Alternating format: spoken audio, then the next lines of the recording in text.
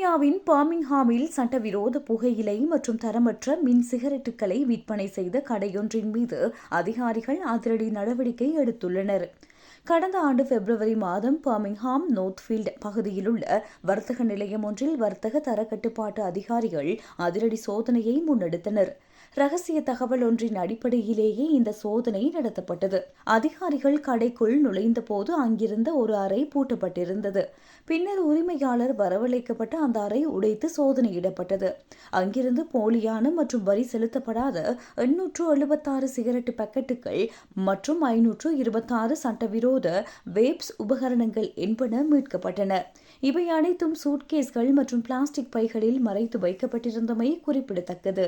இந்த வழக்கை விசாரித்த நீதிமன்றம் பொது சுகாதாரத்திற்கு அச்சுறுத்தல் விளைவித்தல் மற்றும் சட்டவிரோத வணிகத்தில் ஈடுபட்டமைக்காக கடை உரிமையாளருக்கு 1453 பவுண்டுகள் அபராதமாக விதித்து தீர்ப்பளித்துள்ளது. இதுகுறித்து கருத்து தெரிவித்த சிட்டி கவுன்சில் அதிகாரி பிராங்க் ஜோர்தான், இவ்வாறான சட்டவிரோத பொருட்கள் குறைந்த விலைக்கு விற்கப்பட்டாலும் அவை பாதுகாப்பு தரமற்றவை. லாபத்திற்காக மக்களின் உயிரோடு விளையாடும் வணிகர்களை நாங்கள் ஒருபோதும் அனுமதிக்க மாட்டோம் என தெரிவித்துள்ளார். பொதுமக்களுக்கு இவ்வாறான சட்டவிரோத விற்பனைகள் குறித்து அவதானமாக இருக்குமாறும், சந்தேகம் ஏற்படும் பட்சத்தில் போலீசாருக்கோ அல்லது கவுன்சிலுக்கோ அறிவிக்குமாறு கேட்டுக் கொள்ளப்பட்டுள்ளனர்.